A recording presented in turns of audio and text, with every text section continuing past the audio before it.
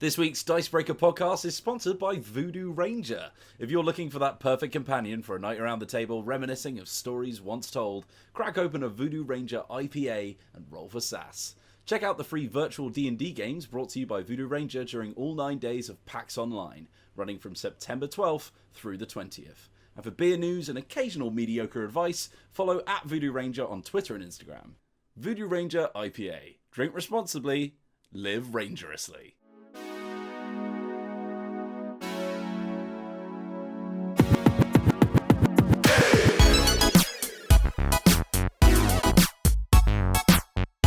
Hello and welcome back to the Dicebreaker podcast. This is episode 23. Like 22, but one better or worse, depending on which way you count. Nobody likes episode 23. Wasn't there a Jim Carrey film? The number 23. Oh god, Yeah. That film's film really so terrible. bad. Let's not open on the terrible Jim Carrey film, The Number 23. Let's open on introducing the team. I'm Matt Jarvis, I'm the editor-in-chief of Dicebreaker. I'm joined this week by three of the team. I'm joined by Johnny Chiodini, head of video for Dicebreaker. Hello Johnny, how are you, Hello. other than thinking about Jim Carrey? Good. When am I ever not thinking about Jim Carrey? No, I'm very well. It's nice to be back on the podcast. Feels like I've been away for a while. It's good to have you here, always. And of course, we are joined by Alex Meehan, staff writer for Dicebreaker. How are you doing, Alex? Welcome I'm back. Yeah, I'm back. I'm back from Dunelm. Dunelm? Is that where you spent your holiday? Pretty much. If my mum could have her way, I would spend my entire holiday in Dunelm. No, I'm back. I'm so happy to talk about board games to people who care about them. Darling, I've got a whole week off, so if you need me, I'll be in the cushion section. You'll find me next to the parrot-shaped lamps. Of course, rounding out the team this week, we have Michael Wheel and Wheels. How are you doing, Wheels? I'm good, Matthew Jarvis. How are you doing? I'm feeling good. Yeah. I'm doing all right, thank you. I did have someone emailed and they were like, "You should really refer to Wheels as Michael Wheels Whelan because it just flows better." And so now I feel like I deliberately have to go against that just to make it as awkward as possible every time I introduce you. I can't believe that a member of the Dicebreaker staff would be clearly going against what makes the most sense for the sake of yucks. That is not our brand in the slightest. It's Wheels Michael Wheels. Wheels Michael Wheelslun. Of course, we are not here just this week to discuss Jim Carrey and Wheels' name. We are here to talk about all things board games, tabletop RPGs, and other things, what you might play on a table. And it's been an interesting week. But before we get to the news, let's dive into what the team have been playing. Let's go backwards order. Wheels, what have you been playing this week? So I haven't done much tabletop gaming. I've eaten a lot of sushi, but I haven't done a lot of tabletop gaming. However, I have been in prep for something that's coming up on the channel this week, which should be out the day after this goes live, I think. Right? Alien. I mean, as soon as you Don't speak talk it to me out about loud, this, something's yeah. going to happen. Yeah, true. Hopefully, tomorrow, you'll be able to watch us play the Alien RPG, the Emmy Award-winning Alien RPG. Mm-hmm. And I've been reading through the rulebook, and it's very cool. I'm not sure if you guys have given it a little dip. I gave a little preview to Johnny as I was like on Slack going, wow, look at this! But two of my favourite things from the book that I read. First of all, the way that they do stress. So if you've played games like Blaze in the Dark, you will be familiar with stress systems, which basically either allow you to do things or force you to do things based on how stressed your character is. The way that it works in Alien is really smart because essentially, whenever you roll for something, you have a dice pool. So let's say that you want to, force someone to do something by like convincing them or something like that. You would use your base stat, which is empathy. So you've got like empathy, strength, all that kind of stuff. And then you would add on the relevant skill, which in this case I think is manipulation. So say that you've got like a 4 in empathy and a 2 in manipulation, you've got 6 dice. But then, for every level of stress that you have, you add in an extra die of a different colour. So it's D6s. You add an extra D6 of a different colour, which are called stress dice. So technically, say you're like 4 stressed, that means you get 10 dice to roll instead of 6. So technically, as you get more stressed, your fight or flight activates and you become more efficient and more like ready to do things, more quick, more desperate, and you're actually more efficient than you would be if you weren't stressed. However, every single die that you roll, which is a stress die, if you roll a 1 on any of them, you go into panic mode. So you become more and more efficient as you go on with bigger and bigger dice pools, but you're just teetering on the edge of just breaking, which I think is like such a perfect like mechanical representation of how stress works. And like based on how much stress you have and where you roll on a table, it could be anything from like you get a nervous twitch, which makes everyone else a little bit uncomfortable, to the fact that you have like full-blown panic attacks and like you're lying on the floor glossy-eyed staring off into the distance and nobody can rouse you out of this. Like it's very, very cool. And I think for a setting where your characters are going to see some traumatic stuff, it makes sense for them to sort of put so much onus onto that. The other one that I really like was, because you're, instead of having like charisma for your social skills, you have empathy, because it's how well you can read other humans and stuff like that. But being an empathetic person isn't necessarily useful in a high, like, dangerous environment. So if you ever want to perform an attack on someone who's unarmed, so basically to like coup de grace someone or to like shoot someone who's put their hands up or anything like that, you have to fail an empathy test to kill them. So if you accidentally succeed on an empathy test, your character's like, I can't do it. And regardless of whether or not you failed or succeeded, you take stress, because like attempting to or succeeding in killing a human being will always be stressful. And I really like systems like that in RPGs where it's like it forces characters to actually behave like real humans rather than just being like, I am just a person with a big sword who runs around and kills everything I see, because like that person doesn't exist in real life, you know. I think it's really, really cool. So a lot of really interesting stuff in there. It's very thick with fluff, as you would imagine from like a sort of pre-established IP being an RPG book.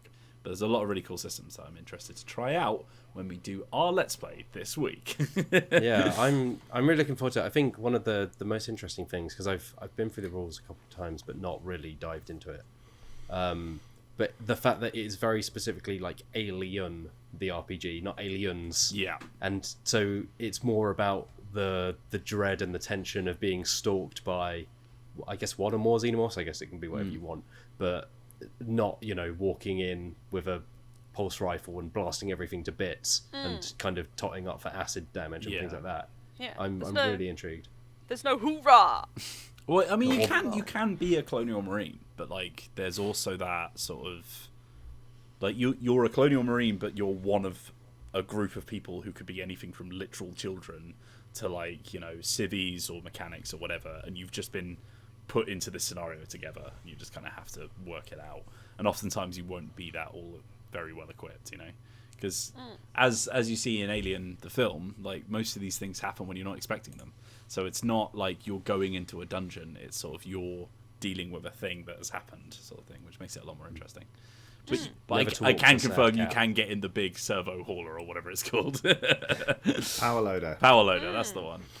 Power loaders, yeah, which we've discussed before. On this We podcast. have. Episode, whatever it was, fight me in a power loader. Well, I would be very disappointed if there wasn't a xenomorph involved, Mr. Wheeler. So if there isn't, I will make quick sure to not rewrites, include please. one. Got it. It was the cat the whole time. That's the cat! Excellent. Have you been playing anything else, or have you just been prepping for Alien? No, I've just been prepping for Alien. Just been laser guided focus, tunnel vision. Just staring at pictures of the Nostromo in my bedroom. Oh, you and me both. I love it. You made it sound like there happened to be some anyway, and so you've taken the opportunity to stare at them. No, I've been staring at the pictures of the pasting them Nostromo in all my over my bedroom. wall like a conspiracy theorist. When I look in the mirror, I see Sigourney Weaver. Like when Whoa! Did you Starbuck goes turn- on that big tangent trying to find the planet, and no one believes it. Anyway. Whoops. All right, Johnny, let's that move one on to just you. flew by. What have you been playing? I've been playing a lot of things, which is partly helped by the fact I wasn't on the podcast last week, so this is kind of a since I was last on. I've played some A Fake Artist Goes to New York, which is still a banger. Yes. I've been playing The Crew, because when am I ever not? Deadlands, D&D. Obviously, I had a game of 40k, which was great, and I won, which was nice, even though I got tabled. I played Rallyman GT with some friends, which was great. They weren't as into it as I hoped they might be. At the end, I was like, it's great, isn't it? They were like, it is pretty good, yes. I think it dragged on a bit. We did 2 laps of 15 tiles, which the game claims is like half an hour, and that's a lie. So I think it's better off. It was so close the whole way round. Like I genuinely thought it was really exciting, but I don't think it landed in terms of like the amount of time it took up. I don't think they thought it was quite blistering enough. So I think a slightly longer race, like 18 tiles but 1 lap, is probably better. So yeah, but I still bloody love it. And then on the weekend, a friend and I, we formed a social bubble. We started off playing Darkness Comes Rattling, which is a co-op game from Weird, back like the Malifaux people, back when they actually made board games. It's one of those games. You get your character sheet, you've got a power, you put the heart tokens on it, and it's co-op, and you're going around, you're hitting things with swords and rolling dice and seeing if you're strong enough to then take on the snake Darkness, which has swallowed the sun. I remember it being really, really good, and then I played it, and it is fine. We played it for an hour and a half, giggling the whole way through because we were like, this isn't great.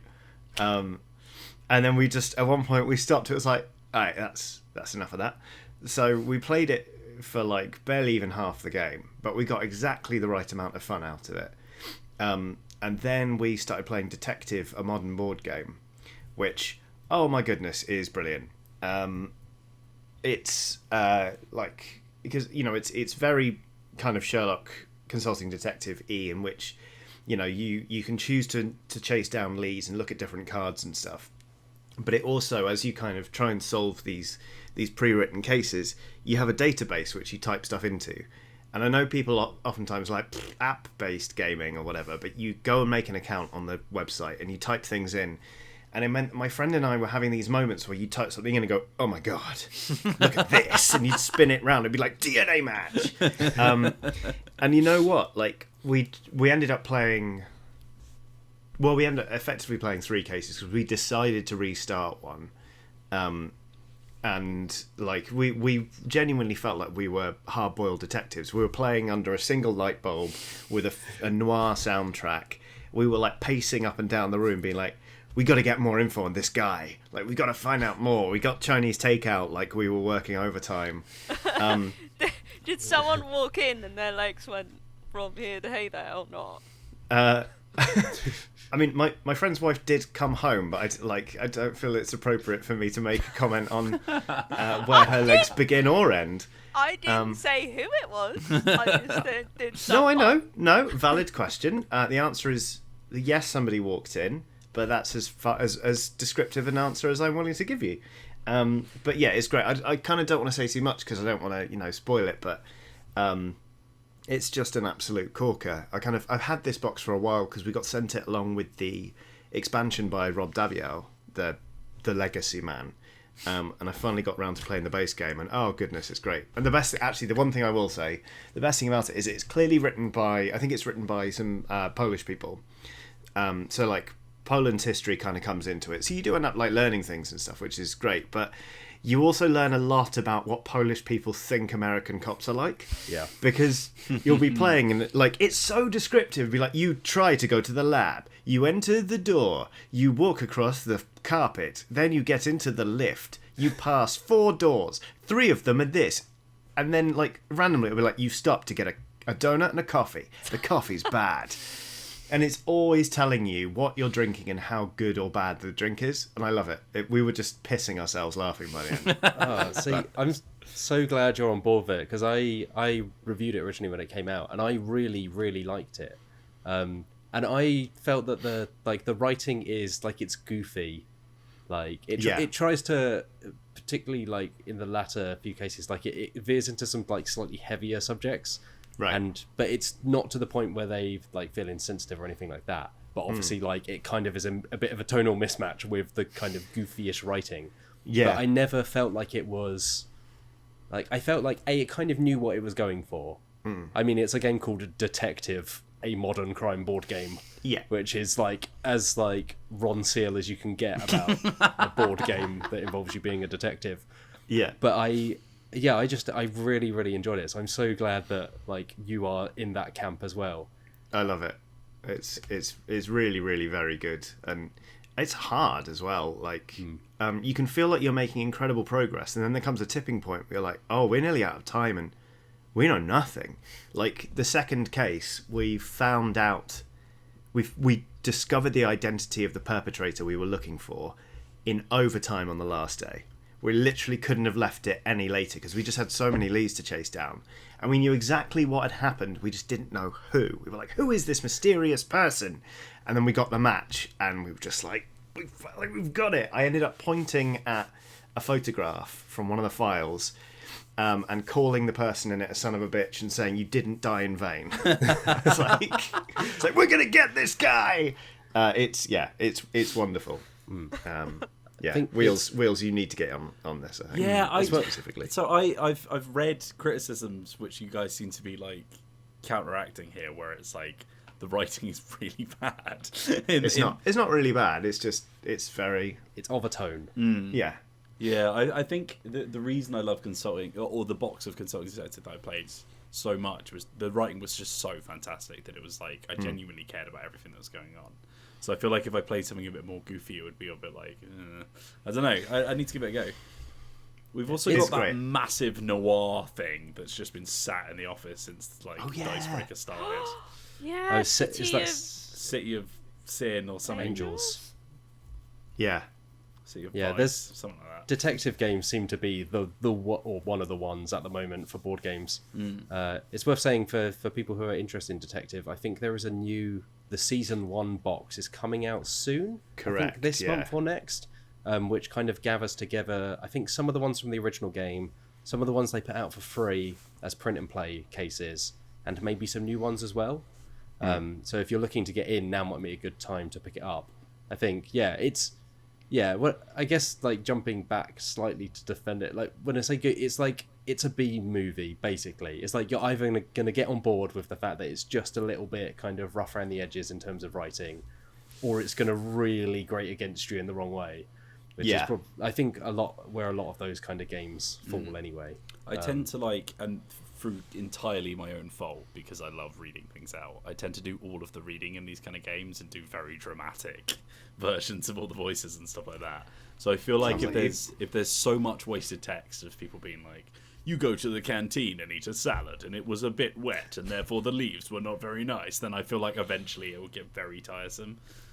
We were giggling all the way through it because we were also reading it out to one another. We were taking it in turns, but we were also doing that hard-boiled detective thing. And there was genuinely one point, it was like, you go to the lab, because it tells you, like, this is going to take 4 hours. And you're like, wow, 4 hours of hard police work. It's like, you have to wait for the lab report. You go get a Greek salad.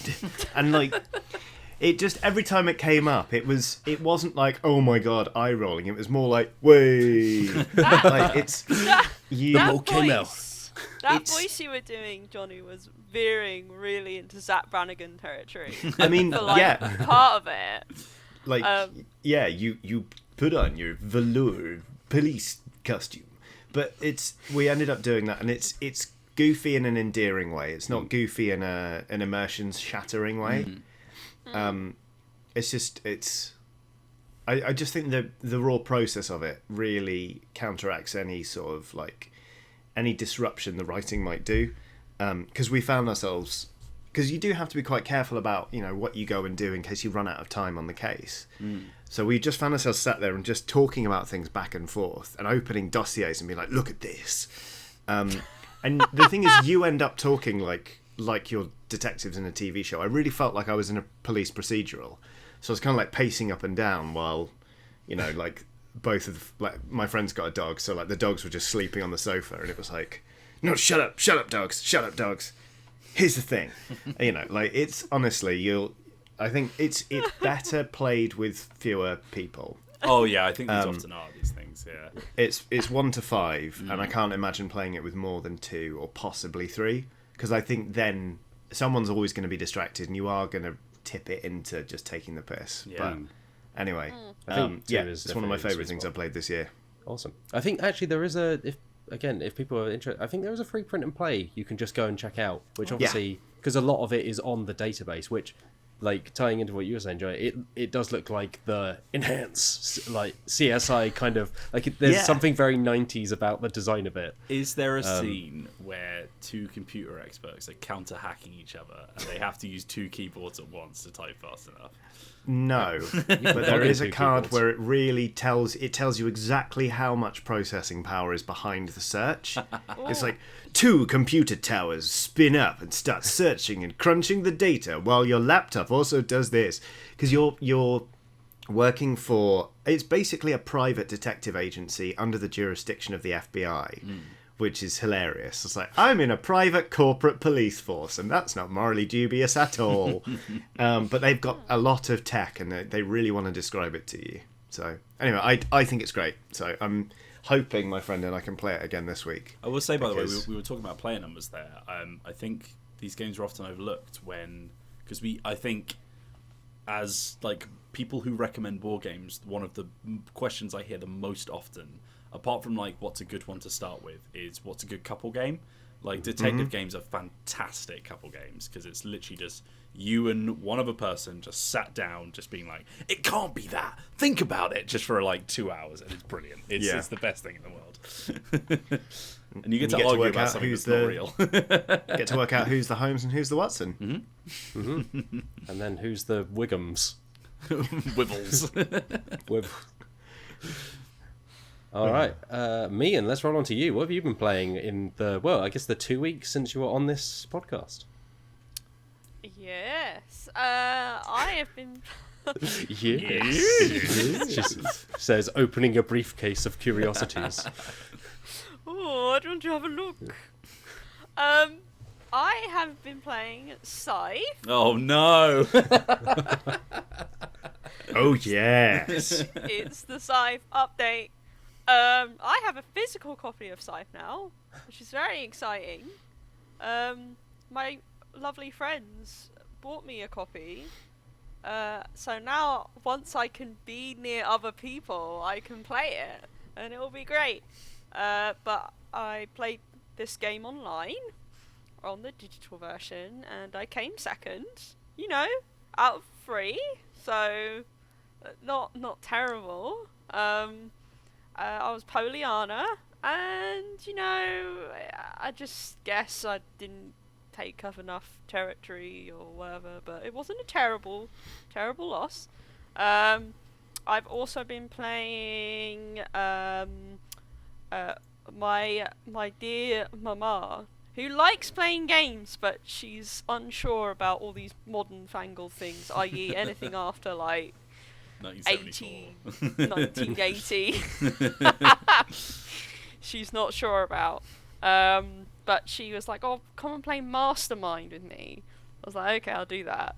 And it was alright, it's like a very, very classic game. I think she had a copy from like 1972 or something. Mastermind is like the code cracking one, right? Where it's it's like rather than based on the TV series.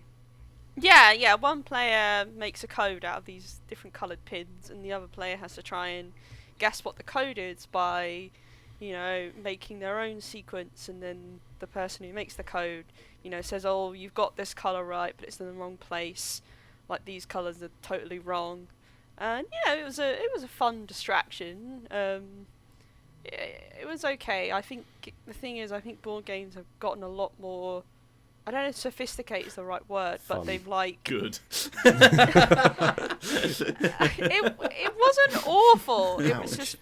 It was just very, very simple. And I think there are similar games to that, like something like Code Names, for example. Even though obviously it's a word game, so fundamentally it's quite different. You're still trying to figure out a code or a pattern or decrypto or something like that. Like, you take the idea of figuring out a code, but you expand it to something much, much grander than that. But, it was an interesting look into history, I guess. Because I remember the telly advert, actually, where I think whoever it is trying to beat the guy loses, and like the mastermind's like flips it up, and he just looks at him with such a sleazy, smarmy look on his face, like the colours of death. Actually, it's like you're all no one looks good here. I might be misremembering it, Meehan, but like once the person who sets the code has set the code, like is their job is essentially just to go, oh yeah, you got two right, yeah. You're just you don't really take any actions or change anything, right? It's just like two of those. I will say that the person who sets the code is at an unfortunate position of being Not rather having any bored fun. Yeah. for the rest of the game. Luckily, games usually last about 5 to 10 minutes. So Right. at Just sit back max, with a gin and tonic. Yeah, well, yeah, I just sat there with a drink and watched my dog snore, so that was fun. I would say, before we move on to sort of the other exciting games that you've been into, Meehan, if people liked Mastermind but want to play something that's actually good, me and Loli's played a game called, I think it's Break the Code or Crack the Code, which is actually really good, and it's kind of like you're both playing Mastermind against each other. Didn't we play that? Didn't we play played that as at well, lunch, Matt didn't we? I believe we all played it, yeah. Let me just Break the Code. There is a Let's Play on the channel if you fancy having a look, but that's actually really decent, so I do recommend that. Yeah, I mean, I think the thing is, I don't want to rain on anyone's parade, but I think it's potentially set the groundwork for those kind of games that we see now. You can't run until you've walked, and I was just about to say Mastermind walked so that Break the Code could run. yeah. Apparently, it won the Spiel des Jahres that year, so there you go. My word. I was on the front of the box, so that was the box I showed you, Matt Jarvis, with the weird man. Yeah, I mean, they also gave the Spiel des Jahres to, pictures and some Oh. real... Don't. Wow. And that's I really thought I This got year. past that. I did love that 1970s cover with the dude in an armchair, because it was very like Cave Johnson from Portal 2 vibes. He did have that kind of aura about him. Yeah. Now come here, Timmy. You want to learn how to play Mastermind? Well, You're You're in fool. luck. The red was in the other slot. You idiot! I can imagine Now it being re-released actually in like an old school Batman sort of way, being like, how Batman? the Riddler. green is wrong. you have Johnny, 15 is this- guesses. Is this a new Batman villain called the Mastermind? The Mastermind. The only thing Oh. they do is just play Mastermind. I mean, I kind of just assumed it would be like the Joker or maybe the Riddler.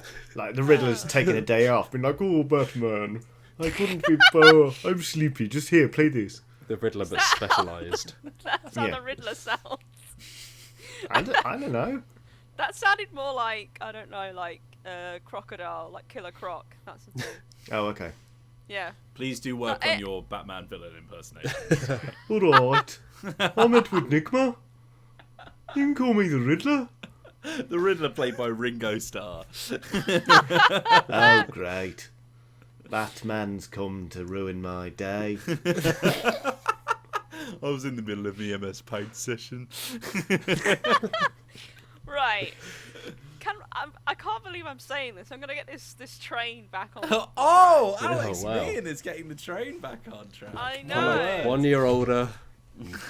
I know. I've matured now. I don't do any of this silliness anymore. That week off was a real character arc for me. You play one game of Yeah. Mastermind and Yeah. I bought like 4 towels. You can't understand what Well, that you does did to a holiday in person. Dunelm Mill, so there wasn't that many options. were you playing Mastermind in Dunelm? You just sit down on a table, challenging random There's strangers. not that many board games available in Dunelm Mill. You may pass into the lighting department if you best me. At Master. Ma'am, can you please stop sitting on the bath mat? Oh, great, you've guessed it. Is Ringo Starr there as well in Yeah, he's Dunelm? everywhere, mate. You can't get Oh, rid that of was Brummy. Anyway, I don't know. Yeah, it does slip into Brummy a lot, that one. Yeah. Yeah, I also played backgammon. I love Backgammon. Backgammon's I mean, it's a great game. This is the way Meehan said it. Sorry. Yeah. No, I'm not saying it in a scathing way. I like backgammon because backgammon is one of those games that's been around for donkey's years, but it's really good. It's like Go or like a classic or chess. It's one of those games that endures for God knows how long. It's kind of a gambling game, isn't it?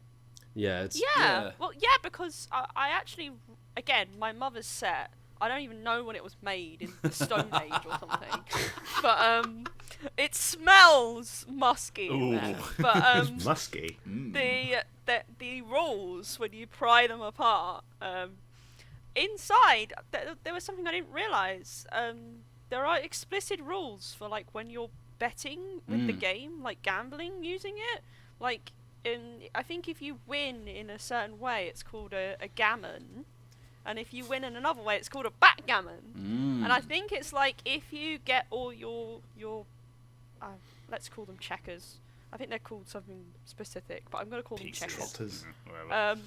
If you get them all away into your little cubby before the other player has gotten any of their checkers into their area, it's called a backgammon.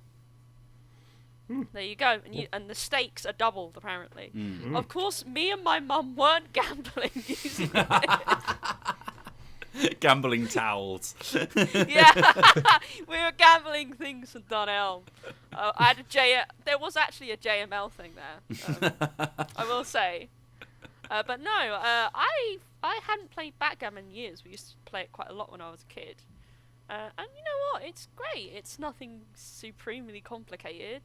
A lot of it's luck based, obviously, because if people haven't played backgammon before or heard how it works, you've got your coloured checkers. So it's a 2-player game. Each player has their own set of coloured checkers, and they start on like the opposite corner of the board, and the board is separated into 4 different corners, and you basically have to move your checkers by rolling dice across to your side of the board, which is the left side on facing you, and away into your little cubby before the other player does. And you literally just do that by rolling dice and deciding which checkers to move to what spaces.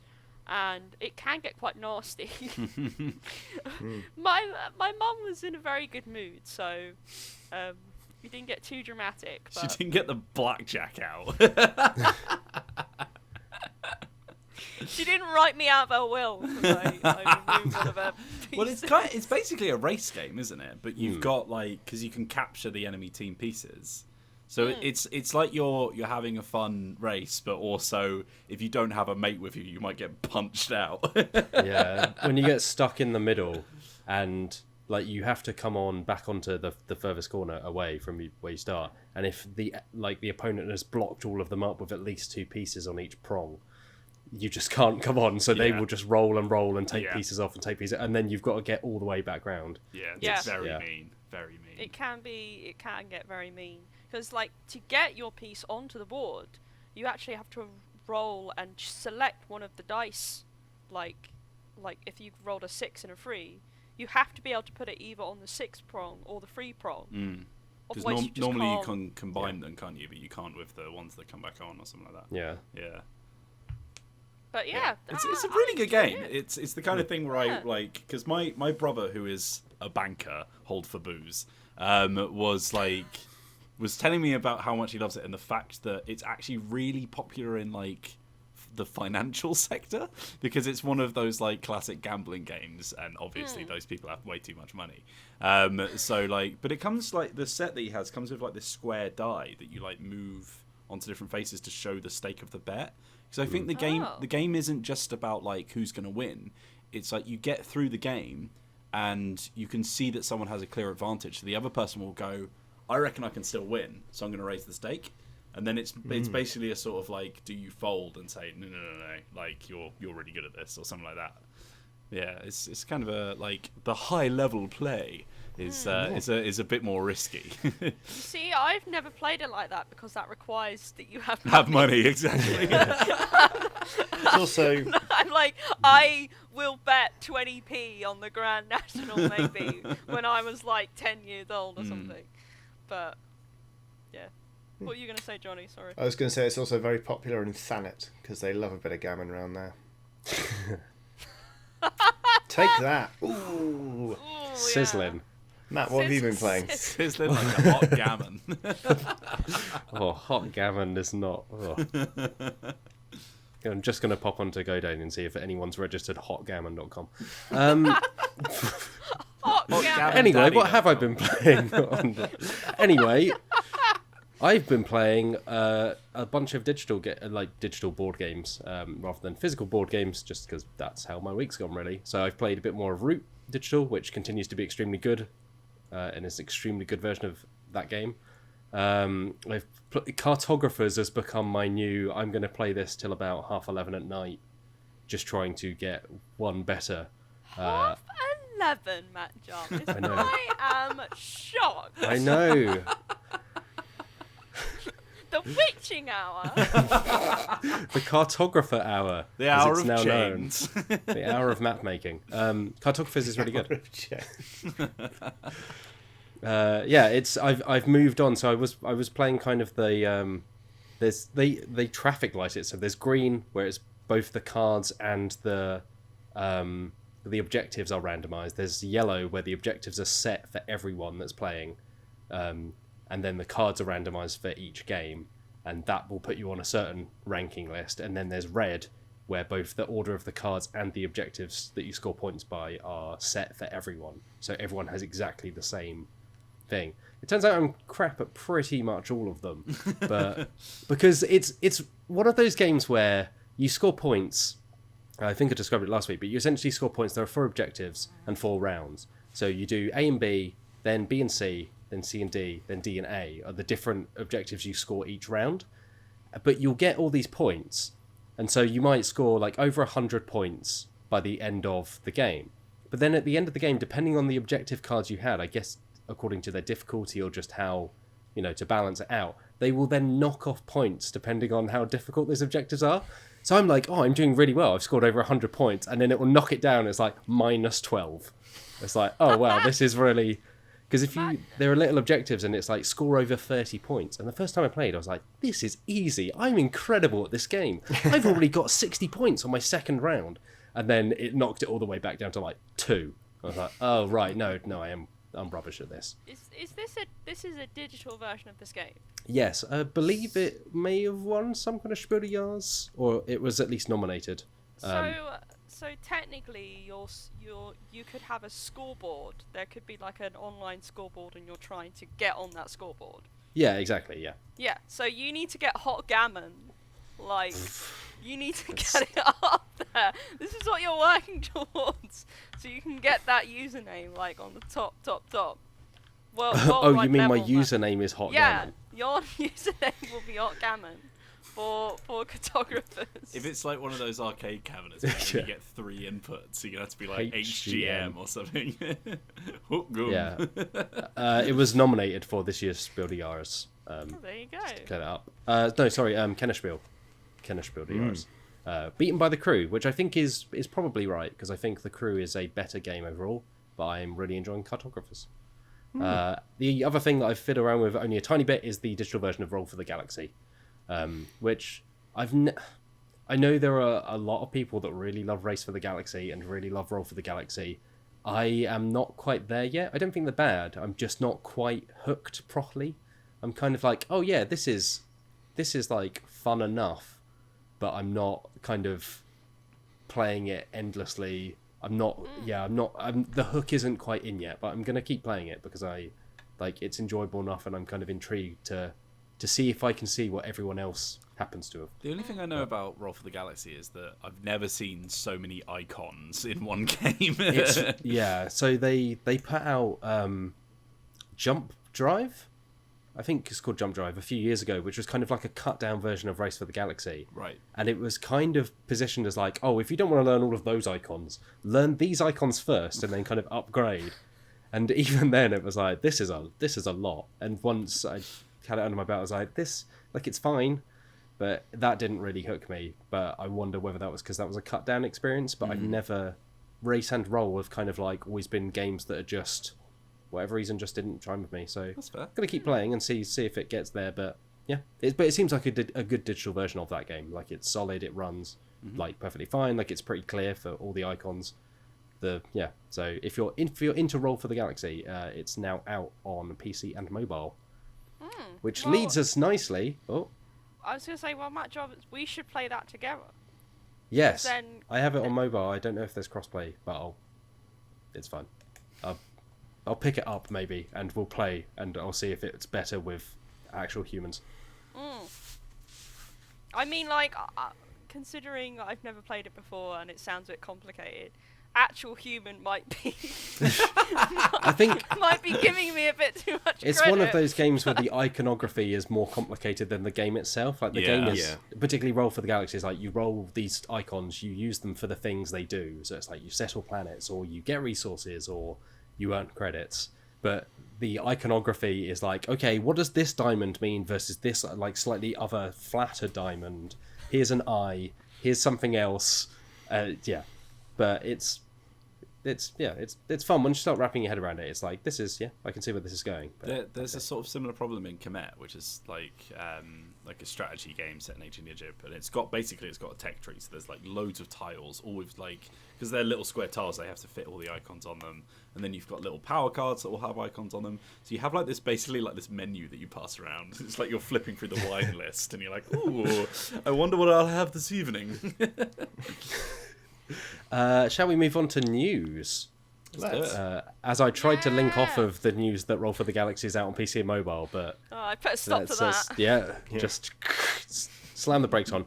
So that's the news. It's out. You can go get it. I think it's currently on a bit of a discount, at least on Steam. I think it's £10 on both iOS and Android, and then I think it's currently about £7 on Steam. £10. Like obviously there's development involved and so on, but I still always kind of balk a little bit at seeing like digital board games for around £10, because there are quite a few good ones for under a fiver nowadays. But like I say, there's clearly work that's gone into it. Those developers, like their own time needs compensating, like because it's a whole separate task to making the board game. So if you're going to sink a load of time into it, I think £10 you'll probably get your money's worth. I always think with digital war games, especially ones like the Blood Rage one we played, right, where there was like all kinds of 3D modeling going on, but it was all really like, it seemed really rushed and like in quite sort of low quality. But most of the time, especially with things like Roll for the Galaxy, like I don't think it really needs like big flashy graphics and like 3D objects everywhere, because most people who buy that will just be people who like the board game and just want a digital version. So I don't think you're gonna drag in many people like who have never played the board game before, unless they're trying to try it out because they want to try it. Yeah, Roll for the Galaxy is very much like it's flat. It's kind of, there's minimal kind of animation, which is like, I was just checking, Root on Steam is £11, so it's only slightly more expensive, and Root is fantastic. Yeah, and that's a lot cheaper than I think Scythe is. And Scythe again is kind of like fully animated, but not animated to the degree of Root. So I think actually Root is, Scythe is £16, but there it's just kind of like your piece from the board game floats over and plonks down on a new thing. It's not like an animated mech crawling its way. Whereas Root is like fully animated models of the animals, and so I think Root is an extremely good deal. I think like even £15 for Scythe is a good get. Compared to the board game, but it's especially just if you play interesting. as much as I do. Yeah, exactly right. It's what you get out of it ultimately. But anyway, news for the third time. Let's roll on with Alex. Me and you wrote this story on your return today about Eric Lang. Oh my goodness! Hot news coming straight at you. And then put on YouTube 3 days later. Sounds like you're launching into some kind of parody of like, Okay. Eric Lang, the designer of games like Blood Rage, Cthulhu Death May Die, XCOM, is leaving GAMMON. He was the director of game design for GAMMON for about 3 years, and he's decided to leave and go off and do his own freelance game design. Fair dues. There's not really a huge much more than that.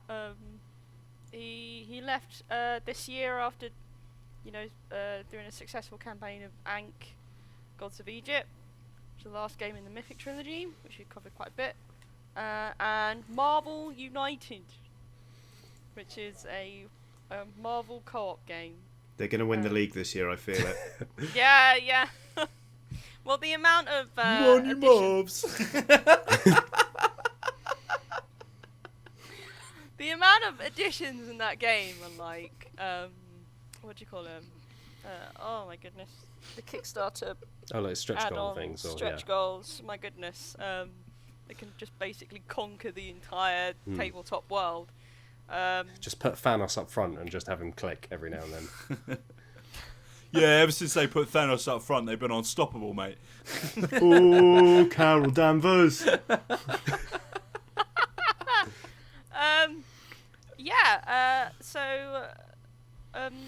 Lang's gonna keep working on the games he's already got lined up for GAMMON. So that's things like the various adaptations of the video game Cyberpunk 2077. There's a card game called Afterlife that he's been making, but apparently he's redesigning it now because the first design wasn't up to his standards. And he's also doing a family board game called Barge. Like, that's the code name Large for it as at a the moment. barge. I had to check this. It's spelled with 3 R's, so I don't know if Yeah. it's like barge. Yeah, I don't know whether it's you're barging someone out of the way or it's like yar, there's a barge flowing up the stream. Oh God, it's Ringo Starr again. Oh, there's a barge. Bloody hell. Also, in the blog post where he's announcing his departure, they just casually drop the fact that Blood Rage is getting a sequel. They just say, "Oh yeah, at the end, by the way, Blood Rage is getting a sequel." I'm like, what? Like, this seems like pretty major news, and it's just plopped at the end of this blog post. God, I love this industry. Yep. Yep. That's what you get. No other information is known about it, whether it's called Blood Rage 2, whether it's called something else, what goes on in it. So, which is weird because I remember, Eric saying, "Oh yeah, Ankh is the last one." I was like, okay, apparently not. So I don't know how that's gonna work. It might be. Hank's the last one in the Mythic trilogy, but Blood Rage 2 is the second one in the Blood Rage trilogy. Oh I guess gosh. so. Oh, it's Yeah, I starting to know. hurt my head just thinking about how our database is going to handle that. So it's part of this trilogy, but also that trilogy, and it's a reimagining of this, and it's a new edition of that, but it's a variation of this, and it's also set in the same universe as that. But yeah, it's board games. You gotta love them. I mean, it could be that, who knows, it might just be that they're doing a new edition of it, so maybe it's Blood Rage, but they call it a sequel, so Yeah, that call it a sounds sequel. quite substantial. So, unless, I mean, technically the Mythic trilogy is unofficial, so I guess They can do what Yeah. they want. they can do what they want, really, but it doesn't Say help that. me and my database, does it? Come on, have some. Have a bit of respect Yeah. for the database. Yeah, and it's worth quickly noting that Eric was very clear that like this was amicable. He was like, yeah, Yeah, it's just just deciding to go back to. So there's no kind of like hot goss coming out of why he's leaving CAMMON or anything like that. It's Yeah, the only just going hot their separate here ways. is hot gammon and hot news. Rhino's wasted in defence. He should be up front. He Gosh. smashes things, what he does. It's who he is. Let's move on. There's a very quick one here about Keyforge. Keyforge has sold 2 million decks. To whom? They'll never get through all of those. So it's It's a worth. Batman villain who hoards Keyforge. I'm the Yeah, Keyforger. I have all your keys. Your amber or amber or ember. So this comes from Fancy Flight, which obviously put it out. For those who, as a quick refresher, Keyforge's latest card game from Richard Garfield of Magic the Gathering fame. It's a unique deck game, the only unique deck game. So you get a deck. proper It good. is algorithmically created and stamped with a kind of algorithmically generated name on the back. You can't customize it. It is what it is, but it's unique. So there are said to be like multiple billions of combinations. So no two people ever have the same deck. But they keep track of the total number of decks registered through their Master Vault app, so you can kind of register your specific deck to see, like, this is how many times it's won, here's how many times it's lost, here's how it's performed in certain tournaments.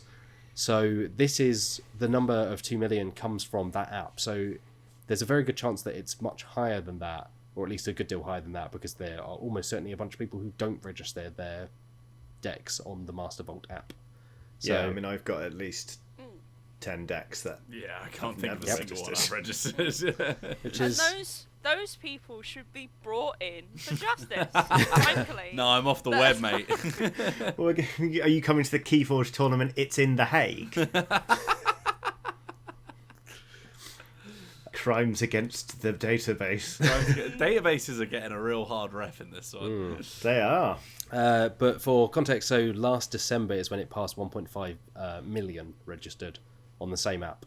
And it was launched late 2018, so in under 2 years it's done about 2 million, which seems like a lot. It's one of those weird games, Keyforge, because Magic seems to be everywhere, but Magic has been around for yonks, and Keyforge just seems to be one of those things that I guess is just burbling away pretty well in the background. Like you don't, at least I'm not anecdotally seeing loads of people shouting all the time about Keyforge. Like it's a neat game, like I really like it, but it's not like you're seeing loads of fan art. But they also put out like an RPG of it. They're putting out like a collection of stories. Yeah. So it's just It's a good earner, I guess. Yeah. If Magic is the hot gammon, then Keyforge is Stop trying to make hot gammon happen. Keyforge is just a slice. Like It's it's just a slice, just sat there. Yeah. It's the happy sizzling away. bareface ham to Magic the Gathering's gammon. Yeah, That don't is boil the barefaced ham in cider and then roast it. It doesn't hold well. So yeah, just a quick one there. Let's shift on to this quick one. Maracaibo, which is the latest game from Alexander Pfister of Great Western Trail fame, is coming to mobile later this year. I don't know why, but like I kept reading that because I'm looking at the news stories, and in my head I'm just singing it to the tune of Lady Gaga's Alejandro. Maracaibo, Maracaibo. on mobile. She should do a business deal with them for the Yeah, advert. she's It's actually, She probably it's needs actually the the money. song that plays when you open the main menu of Maracaibo on mobile. Yeah. So yeah, it's coming to iOS and Android. They've announced it for, so no PC release to date, and they've just said Q4, so it's out. The Q4 is now, right? So it's essentially from now until the end of the year. It might right, come yeah. out at some point. Jesus, we're already in Q4. Yep. And I haven't actually played Maracaibo. Has anyone played Maracaibo here? Now. Okay. Stop asking. It's a game about sailing around the Caribbean in the 17th century, trading things. Wow, I've never seen a board game like that before.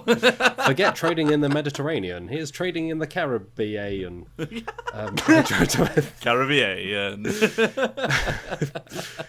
So yeah, it's kind of notable for having what they call a standard mode and then having a campaign mode where you can, I think they layer in different tiles, but you can play in different scenarios across multiple playthroughs.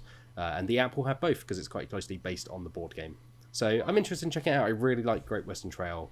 I just haven't played this because I haven't really had the opportunity. So this will hopefully be a nice way of just checking it out once it arrives, sometime between now and the end of the year if we make it that far. Speaking of the end of days, Warhammer 40,000. This is just a quick, I guess, fun in quotes. Warhammer 40,000 is getting more action figures, Space Marine action figures.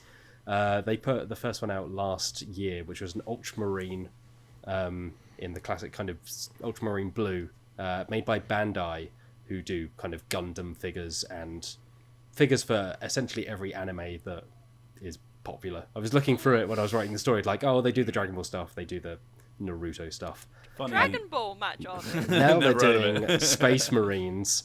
So these are, I think the Ultramarine one was $100. That kind of tells you where we're coming in on these. They're not kind of like your Action Man level, No, 10 G.I. quid, Joes. 15 quid. They stand 8 inches tall, which is roughly 1 inch per foot that an actual Space Marine stands high, because they're about 8.5 feet Primaris Space Marines. So they're approximately 1/12 scale. and they're articulated, so you can make them, do whatever you want to do with them. Say I'm yours to a tyrannid. Make them have tea as Mrs. Nesbit. Yeah, stick a little hat on them. Toy Story would have been very different if Yeah. Buzz Lightyear had been a space marine. It's funny when you did that segue there, Matt. People thought, I assume at home, that the End of Days was a reference to the lore of Warhammer 40,000, but in fact it's a reference to the endless commodification of intellectual properties. Yes, which Warhammer 40,000 no stranger to, between Warhammer 40,000 Monopoly and Warhammer 40,000 Yes. Risk and Warhammer 40,000 everything. Is there a Backgammon. Jenga? Oh, I Oh. can't wait for 40k backgammon. What would be Jenga just pulling charred corpses out of a tower? So the two new action figures are Imperial Fists and Salamanders. They're both intercessors, so you're kind of like what you think of when you think of a Space Marine. They're essentially that. Imperial Fist being like yellow color scheme, and I've already forgotten the other one. Salamanders are Salamanders green. They're green and red. Yeah. So they're from Fiery specific little fellas. chapters and squads and whatnot, if you're into your 40k lore.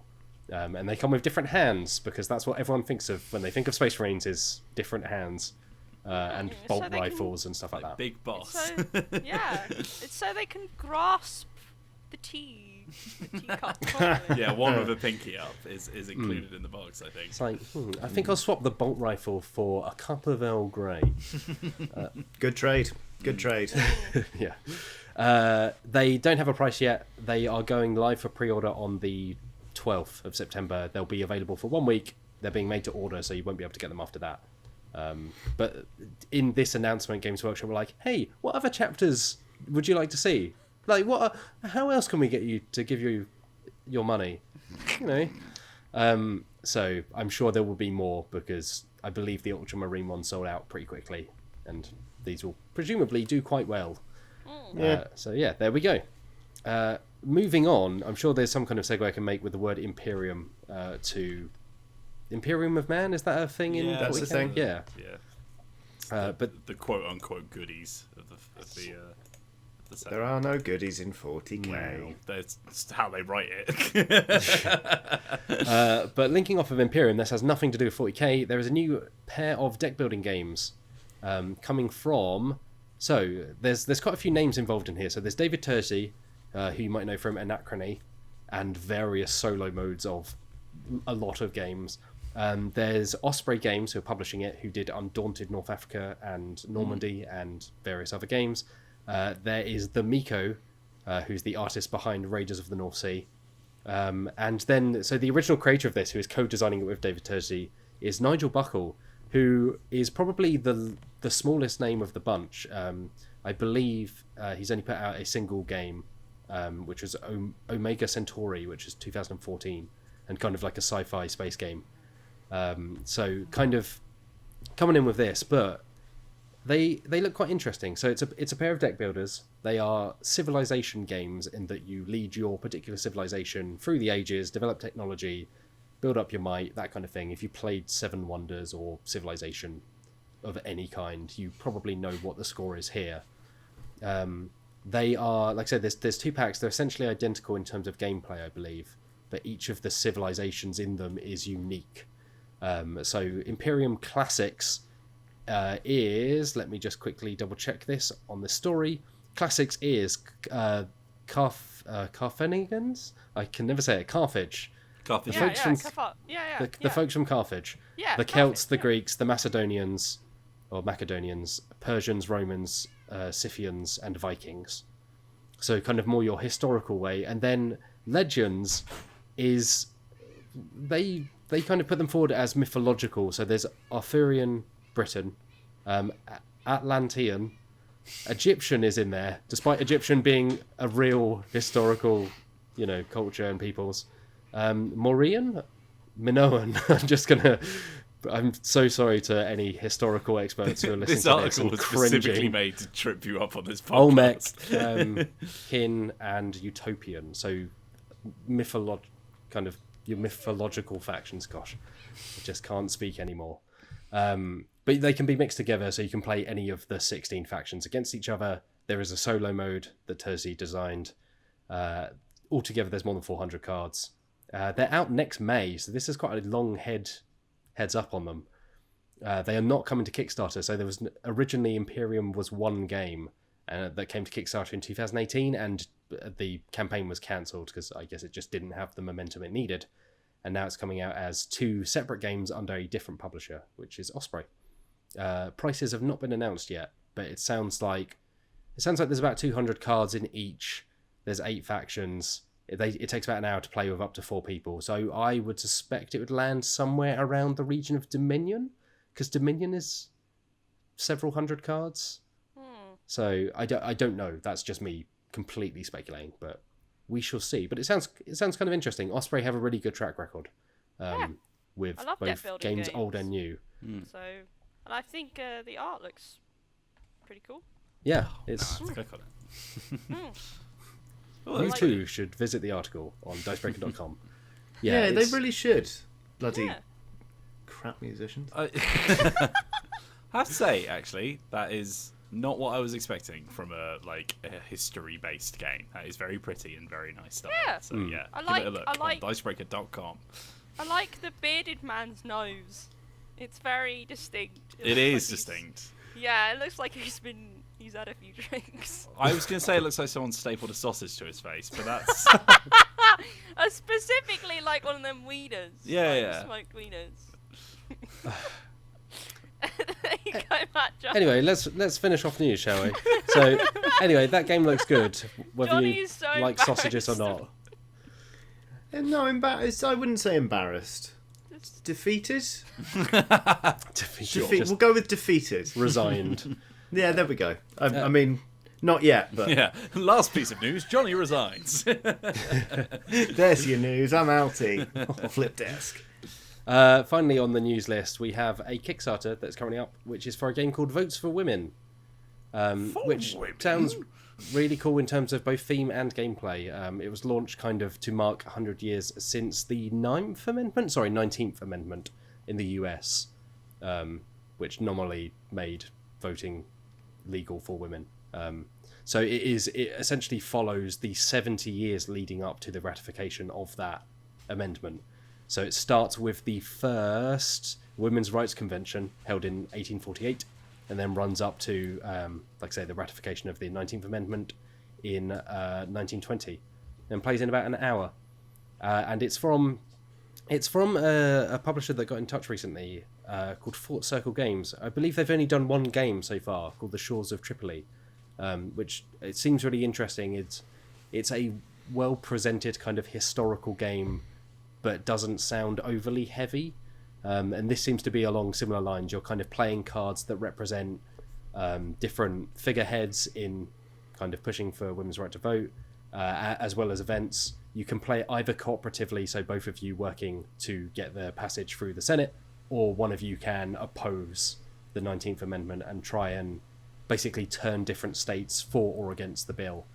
But one of the things I will... Johnny and I both making the same face. I will be upfront and preface this with the fact that I am by no means an expert on this topic, but reading through their Kickstarter campaign and some of their responses to people in the comment section as well, it seems that they've gone out of their way to make it historically sound, and they have been very upfront about wanting to highlight individuals involved in the push for the 19th Amendment who were both familiar, so the people you would think of if you are into history and know that particular point of history, but also those who have been overlooked, including women of colour and so on. So it sounds like they've really done their research. They're really doing, kind of the research and sensitive treatment of this you would hope for. And it sounds like an interesting game as well. So yeah, it's really cool to see.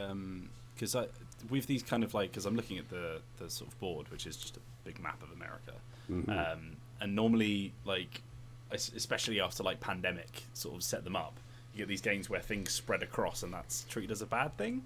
So it's cool to see something where the spread of an ideal is actually the thing that you're aiming towards in co-op, which is quite fun. Yeah. Although I am confused now because America explain, because the Midwest is the Mideast. I've never seen the Midwest mapped out on a map, but it's the east of the middle. Why is it made like that?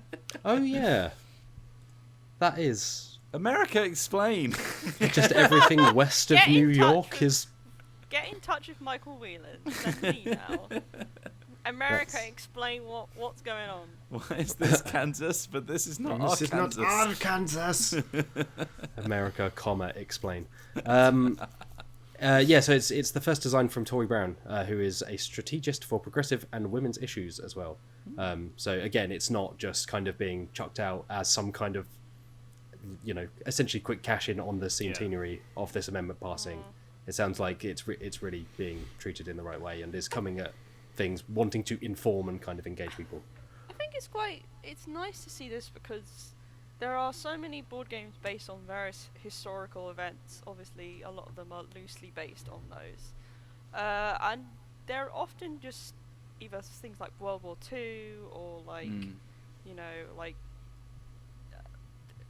stuff that's very combat heavy and very leaning towards what we considered exciting, stuff that they can kind of run away with, but they rarely consider subjects and historical periods like this, which are, I think, very interesting. I studied suffrage in the UK. I didn't study in the US. I think when I studied, I thought it was very fascinating because there are so many different aspects and figures involved in that particular period in history. I think it's probably something to do with the fact that it's not got guns in it and stuff. That's why I love Kaleko, which was made partly in conjunction with the Polish government to teach you about what it was like living in communist Poland in the 80s. And it's a game where you have to queue up to do your shopping. Yeah. And it's bloody great. I was going to say, it reminds me of Watergate as well. It seems like there's a sort of there's a surge of games that are like, here are historical events that aren't just based around someone having a bomb. Yeah. Yeah. And I'm not sat here going, oh, these games with guns and it's disgusting. Obviously, I'm not saying that, but I'm also like, there's a lot of them, and it's quite nice to have something, a bit different. Yeah, absolutely.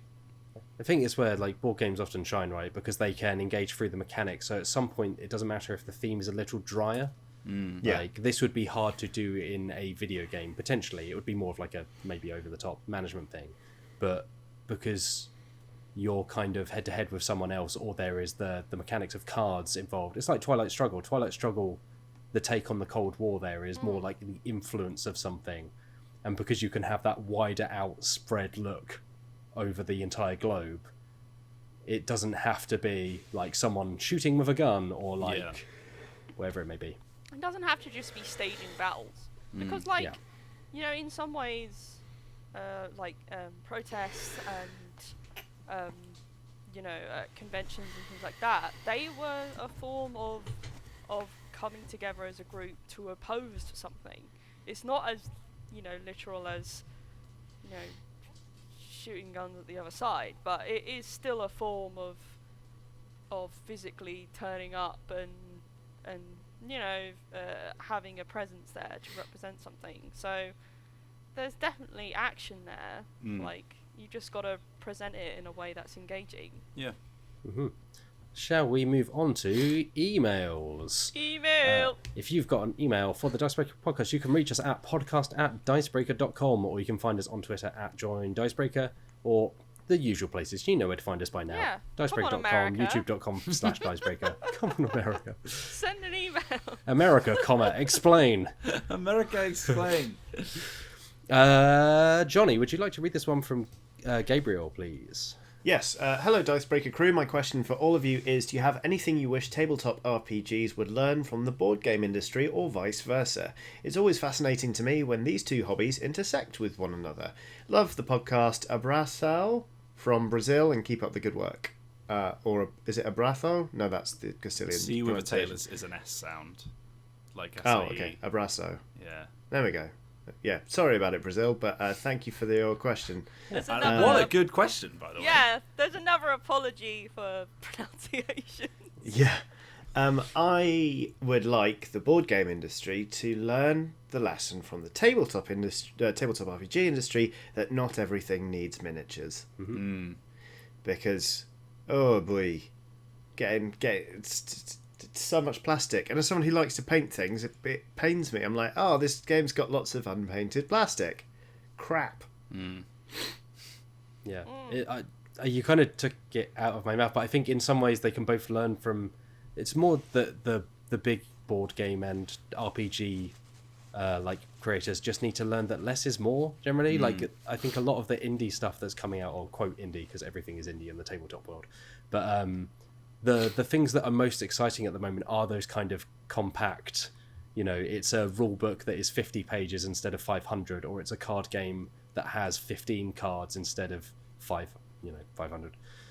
Like just learning that you can have a really good kind of focused experience and not have to like weigh it down with 200 miniatures or 15 kilos of cards and tokens or whatever it may be. There's a place for those, but it feels like the more exciting stuff, like we talked about the crew plenty, right? It's like the crew is a relatively small deck of cards, and yet it does kind of such magic things with a relatively small set of rules and set of cards, and it's way more exciting than, let's say, at least 70% of the games that have come out in the last year or so.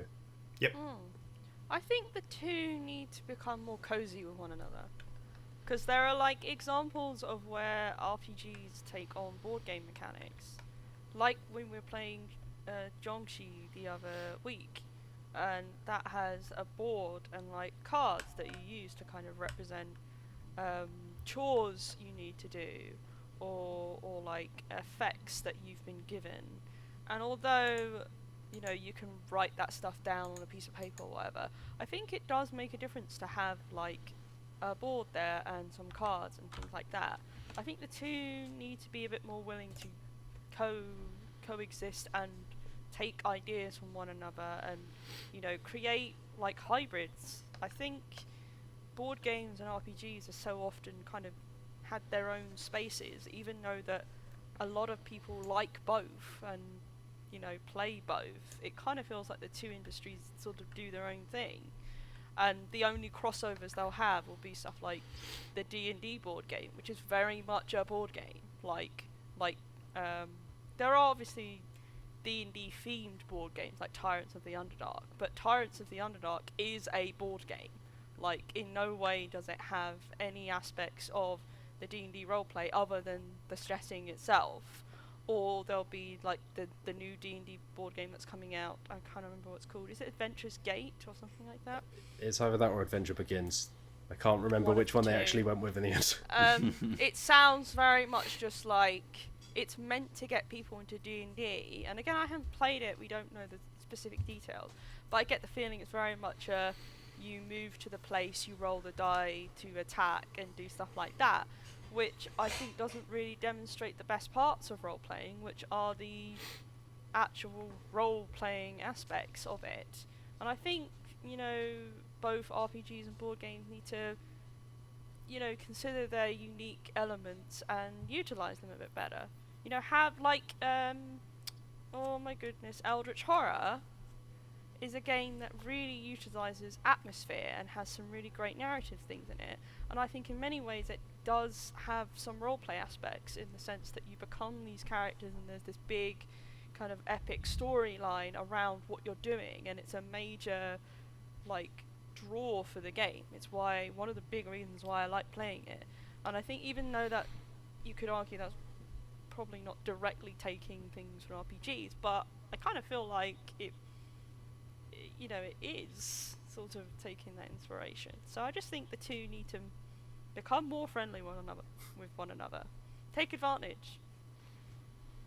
Yeah, I think so. Like, it's not something we talk about in detail here, but like I design RPGs, and I think the one thing that always gets me is that there are so many systems that I've seen in all of the RPGs that I've read where it's like there are board games that do this way better and way more fun, but because I think RPGs can be so sort of like locked in their own space, and they'll think about thematic things outside of their area, but they won't think about mechanical things outside of their area.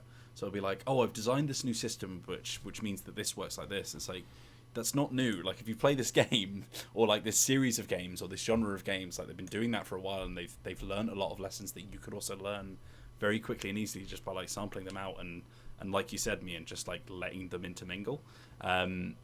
Some of my favorite RPGs, or at least that I've read about, even if I haven't played them, that have come out recently, have been stuff that have just been like, I really like this mechanic from the tabletop world. Doesn't matter if it's an RPG or a board game thing. I'm going to build it around that. So we saw Sleepaway, for example, which has basically like a hidden role mechanic in an RPG, which is fantastic. Or there's a new card game that came out recently, a new RPG card game, which is built around a deck of cards, which is very much like a lot of the criticisms that I saw of people who are reading it and not playing it was like, well, that seems quite mechanical and there's not a lot of roleplay in there. But I think it's good to remember that mechanical feels bad in RPGs because old games that we've played that were heavy mechanically were using clunky old mechanics that didn't feel fun.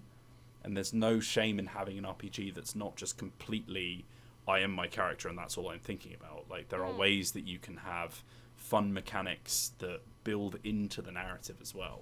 Because a lot of the time the best RPGs that you play will be ones where the mechanics and the story and theme are so completely interwoven that you don't even see a divide between them. So a lot of the time you do need to dip into things. Like I hate Dungeons and Dragons combat. I haven't made much of a secret about it, but there are plenty of board games, like for example Set a Watch, which like has a very similar thing where it's like you roll some dice, you take turns doing abilities, and then you get attacked by the things in front of you. And it's like it's very similar to that D&D combat, but it's fresh, it's modern, it's quicker, it's got way more interesting ways in which people can interact with each other. So you're not just saying, what do I want to do as a character? You're doing, what should we do as a team?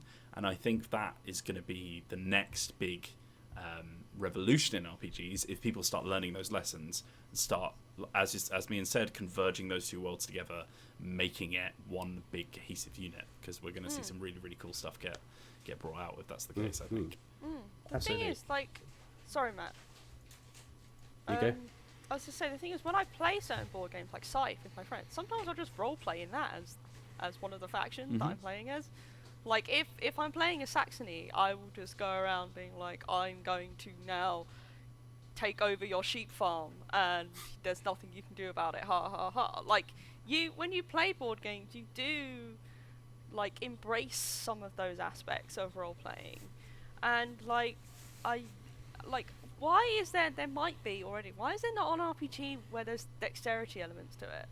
Like, where if you, like Dread is that, basically, but, like, other games like that, like, that's so fantastic. Or, like a bluffing game like Sheriff of Nottingham or something, but you have that, but it's also in a role-playing game where you have to, like, bluff that you haven't taken something or tried to do something where you're actually using physical tokens or something. I just think that's such a cool idea. And like there's stuff that has shown that it works, I think, as well. So like there's I don't know how familiar you guys are with mega games, like where it's basically a giant LARP, right, where everyone turns up. You are just playing a massive board game, but you are also characters in that world. So like I think the one that most people are most familiar with is Watch the Skies, because that was the one that was talked about by Shop It Down, all that kind of thing. And like, you know, you are representative of countries or you know, the press or the Pope or an alien race, and everyone is just playing a massive board game, but they don't see the board game, they just see their small circle of it. And that means that it all you know, all these big gears are sort of turning around each other and making things move, and dominoes are falling, but you're just playing a character and having a fun time. And I think that shows that once the mechanics are that smooth, you barely even notice they're there, because you're just having a fun time, and you almost think retroactively, where you're like, this mechanic's really good, why is my character doing that? Rather than, what's my character doing? What mechanic do I now have to use? And all that kind of stuff. So yeah, it's a very good question, Gabriel/Gabrielle. That is a thing that I really love talking about. Absolutely. Will, do you want to keep rolling with this one from Phil? Yeah, Phil Saunders asks, good evening/morning, delete as appropriate. I'm very much enjoying your podcasts and painting streams as I paint my toy figures at home. Until I run out of them, they have temporarily replaced the music I normally listen to. When you're painting, what do you have on in the background to help grind through the sometimes repetitive aspects of the hobby? Do you have favourite music or podcasts, or can you paint with a film or TV show on? Really love the channel and keep up the great work. Best wishes, Phil. I really love watching like YouTube video essays when I'm painting. I don't know about you guys, but like whenever I see like there are certain channels that I can't remember the name of, but like it will be like, here's a retrospective on Fallout 3. It takes 2 hours to watch, and I'm like, fantastic. I'll get some real good models painted during that. Yep, love that. Yeah, that's my absolute favorite thing to put on when I'm painting. I do podcasts in a big way. It kind of depends what's around. Like recently, I've been watching a lot of the Games Done Quick stuff, summer Games Done Quick, because obviously there's a load of fresh ones of those, and I find they're quite relaxing to listen to, and you can pay just enough attention. I struggle with films or TV shows because I'm very I have to focus on what's happening. So basically, just chatter is what I prefer. Of course.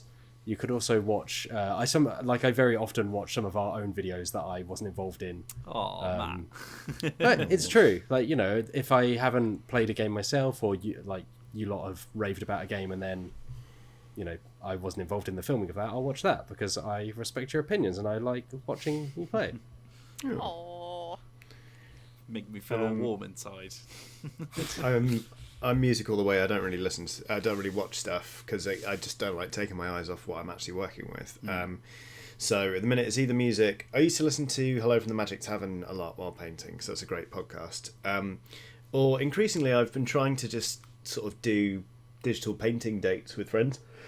So they'll be painting and so will I, and occasionally be like, oh, here's what I'm doing. You know, basically like our paint streams just offline.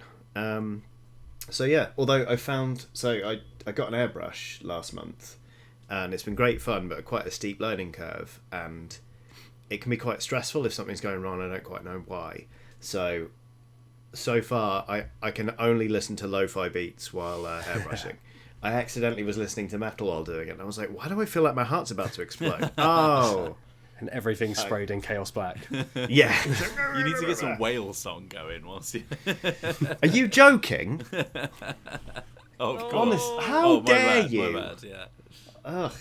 I must admit, I've had a lovely afternoon once. Sat down, I was painting me owlbear, and I had this. I don't know when it was filmed, but this production of 12th Night. That I very much like. It's a film, not a production. That's got like Helena Bonham Carter and Richard E. Grant, and the DVD's a bit dodgy and doesn't have subtitles on, so I can't really hear what's happening properly. But I kind of had it on in the background, and I was painting my owlbear, and I was like, this is very nice. So I often put films on that I already know pretty well, that I can kind of just sort of listen to while I'm doing my painting. Yeah, it's been linked that like I saw an article about the fact that often if you're feeling anxious, you'll watch something that you've already watched, because then you know what's going to happen, and you've got like an hour or two of something where you know exactly what's coming, sort of thing. It can be quite soothing. My wife and I, this is kind of on a tangent, we've watched some of The Simpsons while we've been painting various things, and it's one of those things where obviously pretty much everyone has seen basically all of The Simpsons, or at least all of the good Simpsons. Yeah. And so you'll be watching an episode and you'll be like, oh, I recognise this joke or this particular scene, but I probably couldn't have told you the episode it was in. I just recognise this particular joke because I now, like, I will refer to it, like, nowadays, even having not seen the episode in 15 years, but I'll still just pull it out of the memory banks, like, right from the bottom, hauling it up. But then seeing it back in context is always really odd for me. Yeah. But it doesn't mean that I'm slowly reverting to being 14-year-old me, where all I can do is now reference The Simpsons, because it's just all I have in my vernacular. I wish is I could be endless 14-year-old episodes of The Matt Simpsons. I wish I could be 14-year-old You really Matt don't. Jarvis. Listen to a lot of like Linkin Park and Dragon Ball Z. and read the Final Fantasy IX strategy guide again and again. And you're 90% of the way there. Alex Meehan, would you like to read this one from Casey? Oh my goodness. Casey asked, "Hi, I have a question for the podcast. You're in the right place." As a GM, and when I'm a player, when we're playing D&D or other similar fighting setups, I can tell most players get frustrated and or bored when they consistently roll too low to beat the AC of enemies. Any chance on how to keep people engaged in combat and other things when their dice keep betraying them? Thanks, Casey. Oh my goodness. Burn those dice. Burn the combat section of the rulebook. Just Yeah, I mean, combat in D&D, it does have those moments where you're like, oh, I didn't roll high enough. I guess I do nothing then. Like, it's a part and parcel of D&D and it sucks. So I find a lot of the time I quite like, because especially if I'm playing a game, I just feel like I'm doing the same action over and over and over again because I'm that class and it's what I do. I just like trying to find other ways to make my role meaningful in the combat, whether that's like I'm going to run up next to it and it doesn't matter whether or not I'm hitting it. What I'm trying to do is set up the rogue, because if, you know, I'm within 5 foot of the enemy and so are they, they'll be able to do their sneak attack if they're at the right level, blah, blah, blah, blah. Or, you know, trying to find something environmental, like, is there a chandelier? I want to cut the chandelier down from the ceiling, you know. I just find trying to think outside the box with D&D specifically, but also with other role-playing games and their combat, is just more interesting than doing the attack and hoping you hit the requisite number. yeah. So I would just say encourage them to be. I would say if you're GMing, encourage people to think outside the box and then reward them for it.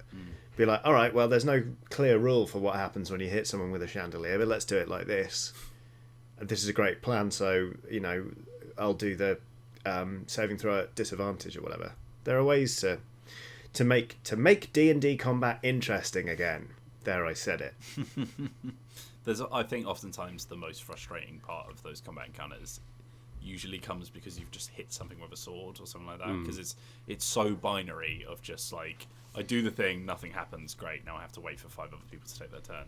So try and like just make the most of your turn, I guess. Like Johnny said, just think up an interesting thing, or like look at your spell list or your ability list and see if there's anything interesting that you could do to shake things up a little bit. But yeah, that's my main thing, especially for D&D. My other piece of advice would just be play a different system. If you're running into that a lot, then maybe D&D is just not for you.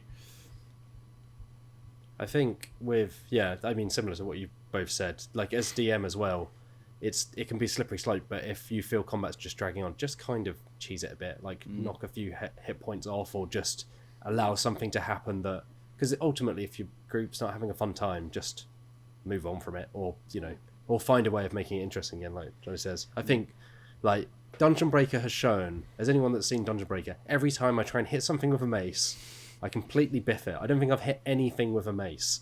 It's like mace is made of, like, rubber. Either, so... It's like hitting people with a baguette. It just doesn't seem to do anything. Whereas, so now I'm just in this constant loop of trying to think up clever ways to basically use thaumaturgy again and again and again, because I don't have that many spells. Because... I mean... That's a big problem with a lot of RPGs, particularly D&D, is when you're in the lower levels, it can really suck. Like combat, it's just boring because you're essentially you're rubbish, but so are the enemies. So you're just trying to kill 100 rats, and it's trying to kill 100 rats is really boring. We've been here for 16 hours. There are still 35 rats remaining. Never pick a fight with 100 rats. That's the moral of the story. Just reminds me of like playing Morrowind, where you just like the mist sound over and over and over again. The lower levels of RPGs like D&D are often boring anyway, particularly with combat, because even like spellcasters, you don't have a lot of options available to you with spells because you don't have a lot of spells. It's why I often play classes like bards and such, because they are useless in combat for the most part, apart from support, but they're hilarious if you just don't play combat like you're supposed to. Just bend around the rules when you're playing, even like if you're not playing a character like a bard. Like, I just think that again, it might be that your challenge ratings could be off. That maybe you're putting enemies that are too hard. Maybe like put like easier enemies if you want the combat to go quicker or something. Or maybe just put less combat in there if you're finding combat boring. But yeah, it's not fun. I've been in that situation where you are either the GM or you're the player, and you're just sat there while someone's trying to slice a, I don't know. Gammon. Yeah. Gammon. or some form of orc or whatever. Or Yeah. The trouble with a gammon is, right, low AC, easy to get rid of, but it's like a hydra, like there are just so many more of them. It just seems like 2 more of them pop up in place and start making really uninformed Facebook posts. No, You know I'm- what they say, every time you slice a gammon, a spawn of slice of ham appears, you know. Yeah. Yeah, it's a difficulty. Now I'm imagining a fighting scenario where there's just loads of hot gammons falling from the ceiling. And they keep falling on top of you, and you're like, "Ow, that's really hot! That's This a is a really very hot hot gammon." gammon. I'm remembering this forum post from a while ago where it was Here we like go. 1,000 US Marines versus 1 stick who would win, and someone was like, "I just break the stick in half," and the guy goes, "Well, now there's 2 sticks." Now there's 2 gammons. Got to drown him in pea soup. It's the only way. I will say, if you really hate D&D combat, if you're listening to this and you really hate D&D combat, but you just want to stick with D&D, like if you look at any other role-playing game, or not any other role-playing game, if you look at a lot of other role-playing games, like for example Blades in the Dark, you'll notice that they don't really have combat rules. They will just have health. They will have weapons. Weapons will do certain things, maybe, but a lot of the time they will just harm someone. A lot of the time it's up to the DM, and it can be very free flow. Like, you don't have to roll for initiative. You don't have to use AC if you find it boring. Like, you can just treat it like you would any other thing that you were doing in the world. Like, charming someone and stabbing someone can be the exact same type of test. And you can just not, limit yourself to having to do D&D combat. It's up to you. Or just play a different system. Yeah. With that, I think that's time. So thank you for your emails and questions, all of those who wrote in. As I say, if you have a question for the team, you can reach us at podcast@dicebreaker.com. Before we leave you, let's look ahead to what's coming up. Let's throw it over to Johnny Chiodini. Video with the Video. the video. Nailed it. Yeah, well, gosh, there's just so much. As Wheels has already mentioned, we have got a game of Alien the RPG coming up. Next week we have got some stuff on Magic the Gathering. We'll be having a very special session. I believe the schedule should have been announced by the time this podcast goes live, so I think it's fair to say that on Saturday the 12th, as part of PAX Online, we'll be playing Cyberpunk Red with Cody Pondsmith, in a direct sequel to the session we recorded at PAX Unplugged last year. So that is going to be tremendous fun. How do I know? We've already recorded it, and I'm editing it. Oh So boy, oh boy. it's a lot of fun, and I'm going to go out there and say that we do possibly the worst thing I've ever seen anyone do. It's really in a kind of you to RPG say campaign. We. in that one, yeah. Well, I don't want to give anything away. I'm afraid on the last podcast I did say that I did something truly horrendous in this one. Well, sod it You've then. just All right. shortened Wheels Yeah. to we. Yeah, great. We've got. So in conclusion, Matt, we've got some terrible behaviour from Wheels and some Yeah. videos coming up. What's coming on the site? Business Wheels as usual. the Coming up on the Wheels. site, by the time you read this, we will have an opinion piece on shogi, which is kind of like the Japanese cousin to chess, by Michael Leopold Wiebert, who, I found it really interesting reading through his thoughts on kind of going from chess to shogi, kind of the differences and why it might be worth checking out even if you've never heard of it. We already up on the site as of today, although that doesn't make a difference if you're listening to this. We had a feature looking at the kind of troubled history of Dark Tower, which if you were a kid in the 80s, you may remember as an exciting board game that came with a big electronic hunk of plastic in the middle. Yeah. That then lit up pictures and threw tiny like little balls out and things like that. And the advert featured Orson Oh, Welles. yes, it did. Yeah. And there is obviously the remake coming up, A Return to Dark Tower, and kind of going through the history of why it vanished, how it came back, and what you can look forward to in the new one. So, I would read that. It's a really interesting kind of dive into some of the legal battles that go on around board games and the difficulty of such. We have, as always, the regular news. So if you're looking to find out what's coming up, you can find it on Dicebreaker.com. There's the usual lists. So recommendations of this week, we've got a list of the best Games Workshop games that aren't Warhammer. So kind of everything you need in one box. And much, much more coming up as usual, along with announcements of what else we're doing at EGX Digital and PAX Online, which will be taking place from September the 12th to September the 20th. So if you're interested in joining us for some of those, some of which are live, some of which are part of the schedule, we will be all across that show. We have a lot. It's exciting times. But if we look slightly more tired than usual, that's why, because we're busy. So we look slightly more tired than usual. That's impressive. But yeah, I will say the Cyberpunk play, that first session I've said before was one of my favourite times ever playing an RPG, and the second time we played has also shot right up there. Oh, God. So I think now on, if Cody could just join every RPG session I ever have, because he's a consistent ingredient in all of them so far. So yeah, it's always a treat, and Wheels. Yeah. We'll leave you with that. So thank you once again for joining us, Wheels. Oh, thank you very much for having me, Mr. Jarvis. Oh, thank you for joining us, Johnny. Thanks for being here, Meehan. Wheels away! Woo! I've been Matt Jarvis. Until we meet again next Friday for the next episode of the Dicebreaker podcast, have a lovely day. Bye. Bye.